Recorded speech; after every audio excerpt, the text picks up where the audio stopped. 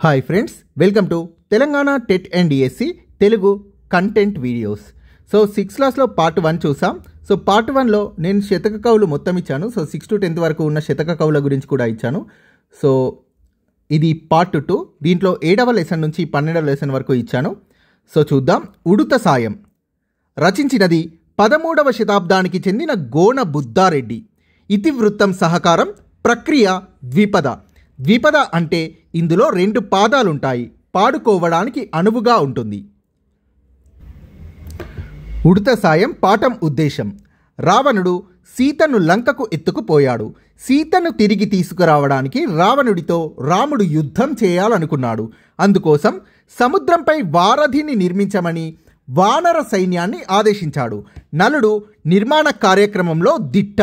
అతడికి వానరులు రాళ్ళు, చెట్లు, గుట్టలను తెచ్చి ఇస్తున్నారు. ఆ సమయంలో ఒక ఉడుత ఎలా సాయం చేయబడిందో ఈ ఉడుత సాయం అనే పాఠం తెలుపుతుంది. ద్విపదను పిల్లలకు పరిచయం చేయడం, ప్రాచీన సాహిత్యం పట్ల అభిరుచిని కల్పించడం, అడగకుండానే ఇతరులకు శక్తి మేరకు సహాయం చేయాలి అనే ఆలోచన కల్పించడం ఉడుత సాయం పాఠం యొక్క ఉద్దేశం. ఉడుత సాయం పాఠ్య భాగ వివరాలు. ఉడుత సాయం పాఠం ద్విపద ప్రక్రియకి చెందినది. ద్విపదలో 2 పాదాలుంటాయి. ఇది పాడుకోవడానికి అనువుగా ఉంటుంది. ఉడుత సాయం పాఠం రంగనాథ రామాయణంలోని యుద్ధకాండలోనిది. కవి పరిచయం.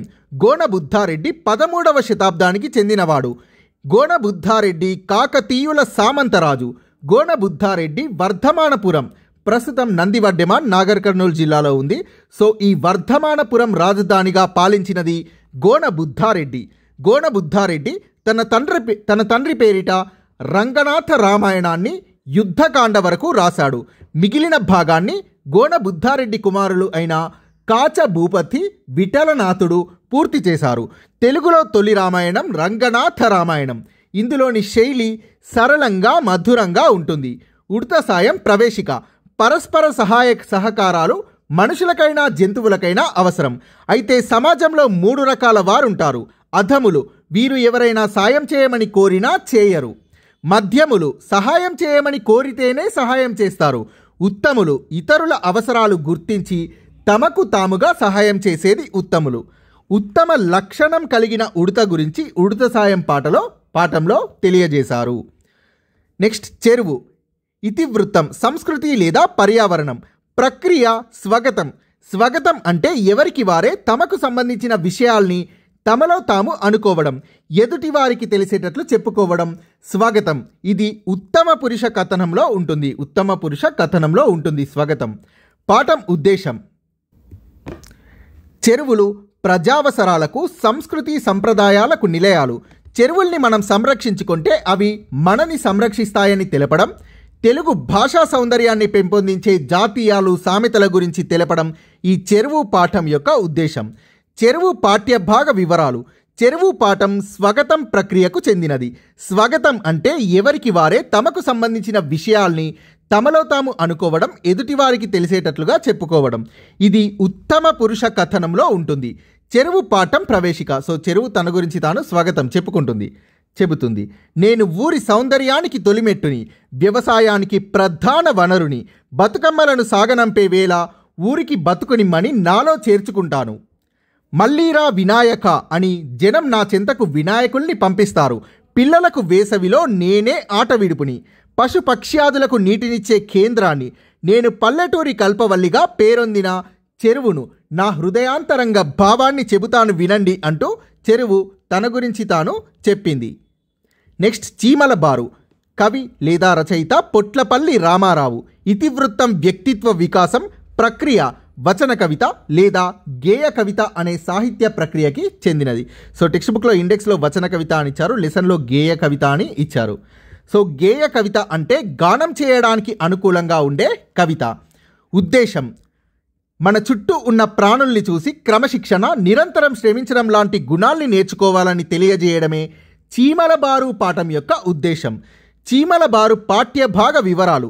చీమల బారు పాఠ్య భాగం గేయ కవిత అనే సాహిత్య ప్రక్రియకు చెందినది. గానం చేయడానికి అనుకూలంగా ఉండే కవితని గేయ కవిత అంటారు. చీమల బారు పాఠం పొట్లపల్లి రామారావు రచించిన ఆత్మవేదన కవితా సంపుటిలోనిది. కవి పరిచయం. పొట్లపల్లి రామారావు హనుమకొండ జిల్లా ధర్మసాగరం మండలం తాటికాయల గ్రామంలో జన్మించాడు. ఆత్మవేదన, మెరుపులు, చుక్కలు మొదలైన కవితా సంపుటాలు, మహత్కాంక్ష, జీవితం అనే ఖండికలు, పగ మొదలైన రచనలు చేశాడు. పొట్లపల్లి రామారావు రచించిన జైలు కథల సంపుటి బాగా ప్రసిద్ధి పొందింది. ఈయన రచన వాడుక భాషలో సరళమైన శబ్దాలలో సుందరమైన శైలితో సాగింది. పొట్లపల్లి రామారావు రచన. చీమల బారు ప్రవేశిక.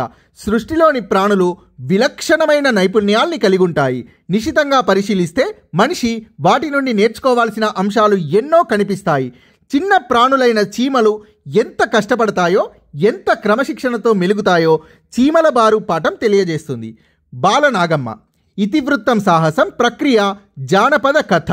జానపద కథని మానవాతీత శక్తులు, తంత్రాలు, సాహస కథనాలు ఈ జానపద కథల్ని ముందుకు నడిపిస్తాయి. పాఠం ఉద్దేశం. తెలంగాణలో అనేక ప్రసిద్ధి చెందిన జానపద కథలు ఉన్నాయి. వాటిలో బహుళ ప్రజాదరణ పొందిన జానపద కథ బాలనాగమ్మ కథ.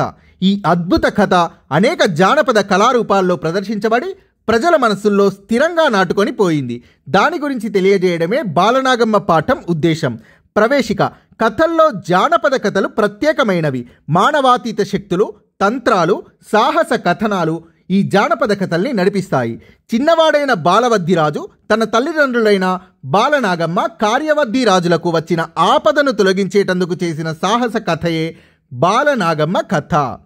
పల్లెటూరి పిల్లగాడ. కవి లేదా రచయిత సుద్దాల హనుమంతు. ఇతివృత్తం మానవీయ విలువలు, బాలకార్మికులు. ప్రక్రియ పాట. పాట అంటే ఒక పల్లవి కొన్ని చరణాలతో లయాత్మకంగా పాడుకోవడానికి అనువుగా ఉండేది. ఉద్దేశం. బీద పిల్లలు పడే కష్టాల్ని, కన్నీళ్ళని తెలియజేస్తూ అలాంటి బాలకార్మిక వ్యవస్థని నిర్మూలించాలి అనే ఆలోచనల్ని రేకెత్తింపచేయడమే పల్లెటూరి పిల్లగాడ పాఠం యొక్క ఉద్దేశం. పాఠ్య భాగ వివరాలు. పల్లెటూరి పిల్లగాడ పాఠం పాట అనే ప్రక్రియకి చెందినది. ఒక పల్లవి కొన్ని చరణాలతో లయాత్మకంగా పాడుకోవడానికి అనువుగా ఉండేదే పాట. సుద్దాల హనుమంతు రాసిన ఈ పాట ఆయన శత జయంతి సందర్భంగా ప్రచురించిన పల్లెటూరి పిల్లగాడ అనే పాటల సంకలనంలోనిది. కవి పరిచయం. యాదాద్రి భువనగిరి జిల్లాలోని పాలడుగు గ్రామంలో జన్మించిన సుద్దాల హనుమంతు 2వ ఫారం వరకు చదువుకున్నాడు.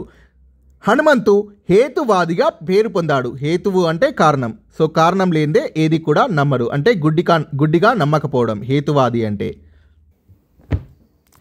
వ్యవసాయ శాఖలో గుమాస్తాగా పనిచేసి కొన్ని కారణాల వల్ల ఉద్యోగానికి రాజీనామా చేశాడు.